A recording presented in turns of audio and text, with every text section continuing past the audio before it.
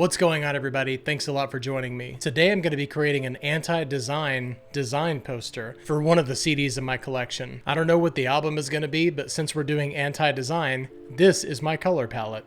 In anti-design, you can literally throw anything together that you want to, as long as it looks ugly by design. Alright, let's see what the randomizer has in store for us today. Alright, I got my collection copied to the clipboard, paste it in here and see what it spits out. Lovelife. Alright, so this is an album by Lush. Let me go grab that. Alright, so a little bit more on the obscure side in terms of the CDs that are in my collection. Lush is a shoegaze band. Big surprise that I would have that in my collection, and I'm about 99% sure that it was their last album, or at least studio album. So I have to confess, I don't really know this album that well. I think I've heard it once or twice over the years. It's something that I need to pop in as soon as I'm done with this video, because it's been too long and I just don't remember what it sounds like. However, that is not going to stop me from creating a poster for it, and the fact that we're doing anti-design today may be in my benefit. Alright, so let's jump into Illustrator and start putting some stuff together. Alright, so like I said in the beginning, because we're doing anti-design, we can do literally whatever we want here. The point is to make it look ugly by design. Or maybe not necessarily ugly, but just make it look like there's no coherent theme going on. So I'm going to start by using a font that I haven't used since I was 16 years old, Arial. The fact that this is still on my computer blows my mind, but it's a system font, so that's why it's there. All right, so I got Lush typed out here, and now I'm going to type out the album name. And as far as putting stuff together, I feel like this is going against everything that I know as a designer. Normally, you would put together some kind of a visual language to make sure all of your elements are working in harmony with each other, but that's the exact opposite of what we're trying to do with this poster. So I think for this, we could choose two different typefaces that have zero to do with each other. And in fact, I would love to find an ugly one, just something that when you look at it, you're kind of put off by. No, not that. I think we may have found a really good contender here. Or maybe even something like this. Perfect. Nah, we still want to make sure that it's readable. So something like this, I actually kind of like. I like the 8-bit look here.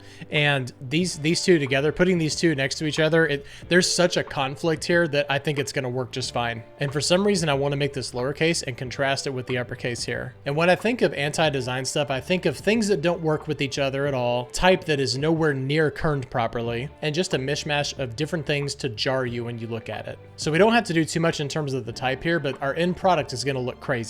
But what I want to do here is I want to lower this down to about right here, and I'll go ahead and create outlines. Notice we didn't do any kind of kerning here, and we'll push this all the way up to the edge. Normally I like to give like maybe a 1-inch margin or something like that.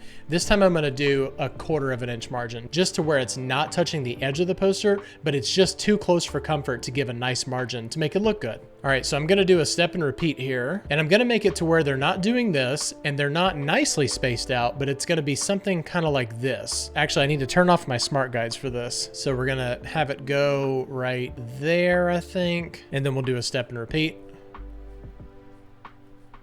So normally I would even this up. I would push it all the way down to the bottom, bring it up by 1/4 of an inch, and then even everything out. And I want this to be really, really big in comparison to Lush. And I don't mind the fact that this is already kerned nicely, or at least as good as it could be for an 8-bit font. But I am going to do the same thing here where we back it off, maybe by something like this, or maybe go crazy with it, like maybe 2 inches, just to make sure that there's no sense of logic happening here. And we do need to add some graphical elements. However, I'm just going to go ahead and put the track listing on here, so we can finalize all of our type. All right, so I'm going to draw an ugly looking box. It has no rhyme or reason in terms of the sizing. We'll go Arial, regular on this, not bold. And I'm going to justify all the lines here. Leave the kerning at auto and just do something like this. And for some reason, I want to add a heart in here. I think it's because of the 8-bit and the word love. It's just making me think of all of those lives meters from the NES games.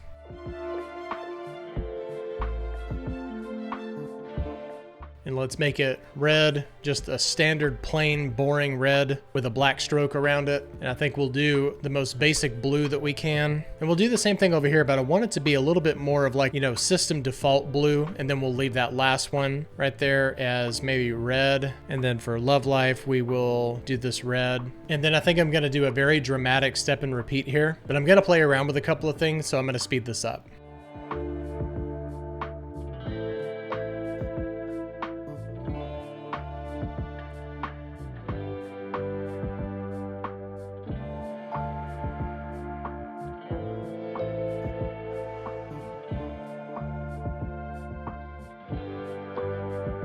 Okay, while I was putting all of that together, what I was trying to do was I was trying to put myself in the mindset of a person who just got a copy of Photoshop or Illustrator, and they want to try every single tool that they can possibly think of.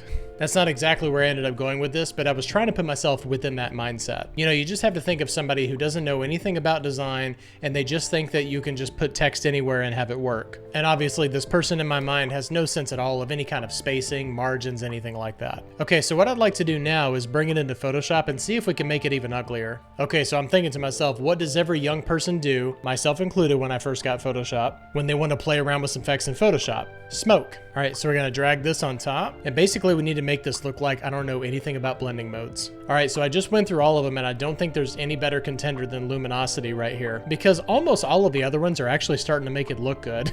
Divide is also a good one, but we do need to have an idea of what we're actually looking at. So I just think that luminosity is gonna be our best bet. Let's apply a noise layer with way too much noise, 500%, and we're gonna do uniform, not Gaussian. So this is gonna give it a very harsh surface. Okay, I was gonna close this out, but then I realized that one of the layers was taking out the word life. Even though this is anti-design, you still need to be able to see the type. Even if it's not clear, it needs to be there. The more I look at this, the more I realize that I kind of like it.